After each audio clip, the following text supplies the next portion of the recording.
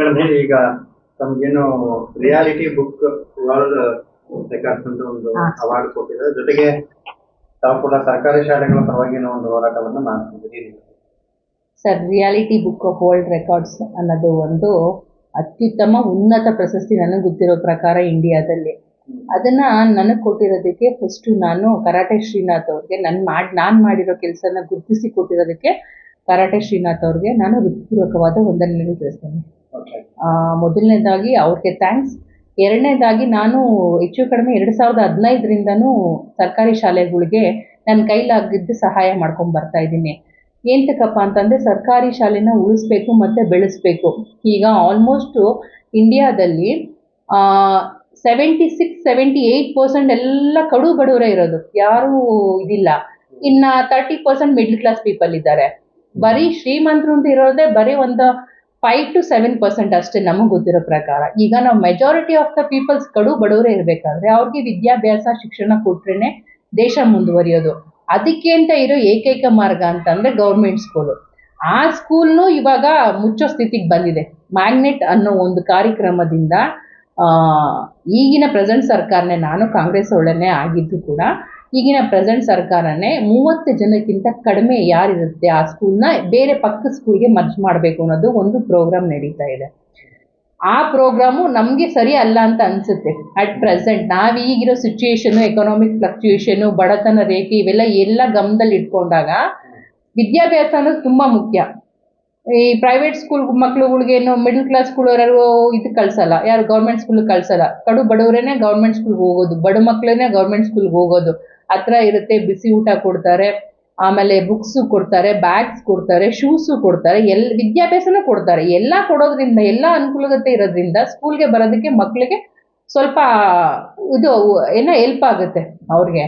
ಈಗ ಅದನ್ನು ತೆಗೆದುಬಿಟ್ರೆ ನೀವು ಪ್ರೈವೇಟೈಸೇಷನ್ ಮಾಡಿದ್ರೆ ಗೌರ್ಮೆಂಟ್ ಸ್ಕೂಲು ಹಾಳಾಗುತ್ತೆ. ಗೌರ್ಮೆಂಟ್ ಸ್ಕೂಲ್ ಜಾಗ ಸರ್ಕಾರಕ್ಕೆ ಹೋಗುತ್ತೆ. ನನ್ನ ಅಂದಾಜಿನ ಪ್ರಕಾರ 1700 ಸ್ಕೂಲ್ ಕ್ಲೋಸ್ ಆಗುತ್ತೆ. ಈ ಪ್ರೋಗ್ರಾಮ್ ಮ್ಯಾಗ್ನೆಟ್ ಅನ್ನೋದು ಏನಾರ ಒಂದು ಸ್ಕೀಮು ಸರ್ಕಾರದಿಂದ ಏನಾರು ಆಚೆ ಬಂದರೆ 1700 ಸ್ಕೂಲು ಇಡೀ ಕರ್ನಾಟಕದಲ್ಲಿ ಮುಚ್ಚುತ್ತೆ. 1700 ಸ್ಕೂಲು ಅಂದರೆ ಕಡಿಮೆ ಆಗಿಲ್ಲ.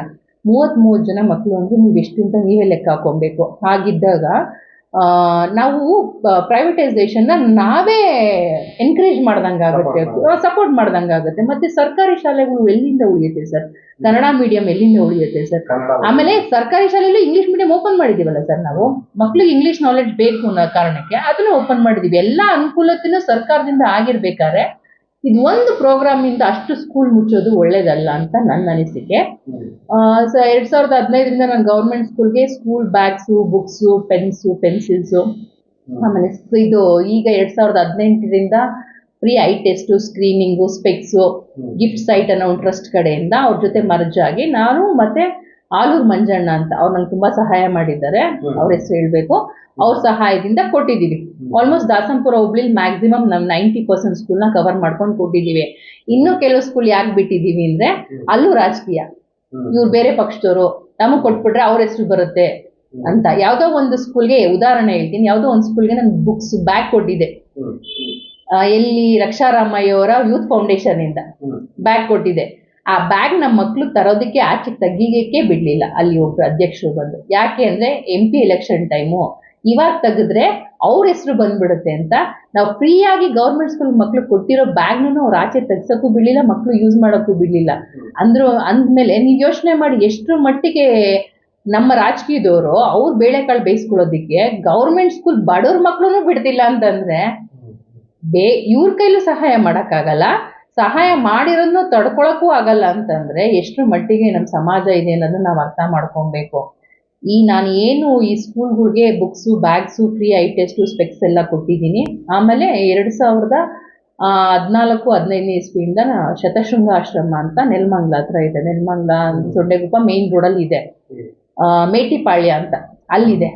ಅಲ್ಲಿ ಡೆಫ್ ಅಂಡ್ ಡೆಮ್ ಸ್ಕೂಲು ಇದೆ, ಅಲ್ಲಿ ಆ ಸ್ಕೂಲ್ಗೂ ಸಹಾಯ ಮಾಡಿಕೊಂಡು, ಆಮೇಲೆ ನನಗೆ ಗೊತ್ತಿರೋರು ಬರ್ತಡೇಗಳನ್ನೆಲ್ಲ ಅಲ್ಲೇ ಸೆಲೆಬ್ರೇಟ್ ಮಾಡಿಕೊಂಡು ಅವ್ರಿಗೆ ಅವಶ್ಯಕತೆ ಇರೋ ಆಹಾರ ಆಗಲಿ, ಬಟ್ಟೆ ಆಗಲಿ, ಆಮೇಲೆ ಡೆಫ್ ಅಂಡ್ ಡೆಮ್ ಸ್ಕೂಲ್ಗೆ ಬುಕ್ಸು, ಆಮೇಲೆ ಎಕ್ವಿಪ್ಮೆಂಟ್ಸ್ ಅಂತ ಬರ್ತೇವೆ ಅದೇ ಸ್ಕೂಲ್ಗೆ ಅವನ್ನ ಕೆಲವೊಂದು ಸಪ್ಲೈ ಮಾಡಿಕೊಂಡು ಫಂಡರ್ಸ್ಗಳು ಇರ್ತಾರೆ NGO ಕಡೆಯಿಂದ.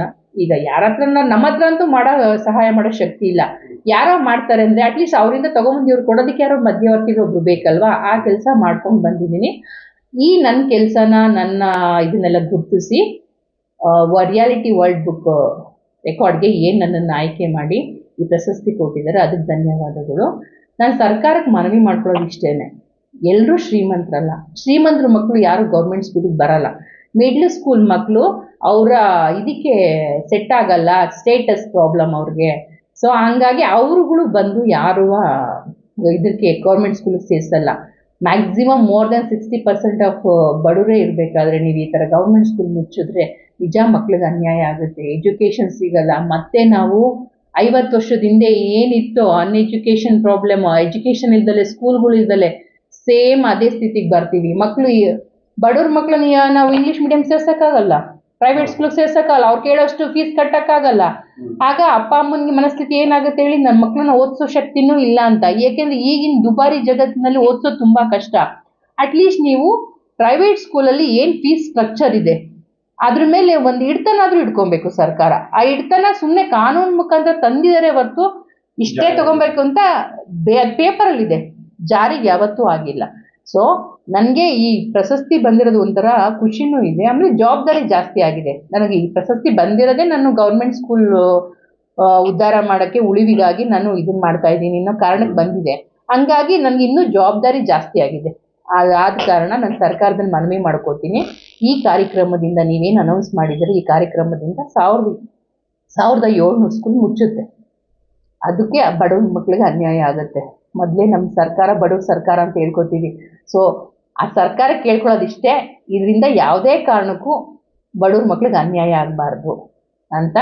ಆಮೇಲೆ ಕೊನೆಯದಾಗಿ ಮತ್ತೆ ನಾನು ಕರಾಟೆ ಶ್ರೀನಾಥ್ ಅವ್ರಿಗೆ ನನಗೆ ಈ ಪ್ರಶಸ್ತಿ ಕೊಟ್ಟಿದ್ದಕ್ಕೆ ಧನ್ಯವಾದಗಳು. ಜನರು ನಾನು ಮಾಡಿರೋದನ್ನು ಗುರುತಿಸಿ, ಈಗ ಸುಮ್ಮನೆ ಹೇಳೋದಲ್ಲ, ಈ ಮೇಲ್ ಡಾಮಿನೇಟೆಡ್ ಸೊಸೈಟಿನಲ್ಲಿ ನಾವು ಹೆಣ್ಮಕ್ಳು ಮಾಡೋ ಸಣ್ಣ ಪುಟ್ಟ ಕೆಲಸನೂ ಗುರುತಿಸಿ ನಮ್ಗೆ ಈ ಪ್ರಶಸ್ತಿ ಕೊಟ್ಟಿದ್ದಾರೆ ಅಂದರೆ ನಿಜವಾಗ್ಲೂ ನಾನು ಅವ್ರಿಗೆ ಹೃತ್ಪೂರ್ವಕವಾದ ಧನ್ಯವಾದಗಳನ್ನು ತಿಳಿಸ್ತಾ ಇದ್ದೀನಿ ಸರ್. Thank you.